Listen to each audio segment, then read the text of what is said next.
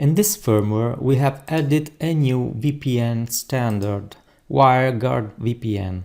This VPN allows remote computers running a client program with the same VPN standard to connect to the computers in the same LAN as the protector.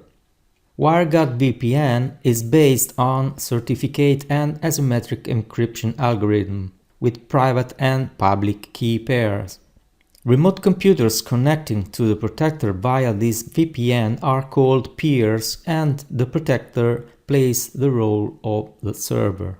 The protector is automatically assigned a private and a public key which cannot be modified. The private key is hidden and the public key is visible in this page. In this page, the only parameters that you have to configure are the protector's IP address on the VPN LAN, the subnet, and the listening port. These values are pre-configured, so the VPN can immediately be enabled. To enable the VPN, you can click on the button in the control panel.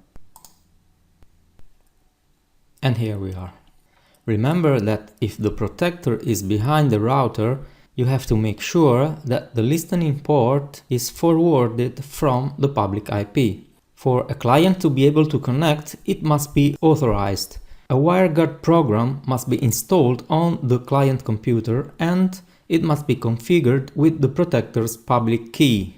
In the same way, the client's public key must be added to the list of authorized peers in the Peers tab, along with the peer name and IP address in the same subnet as the WireGuard server.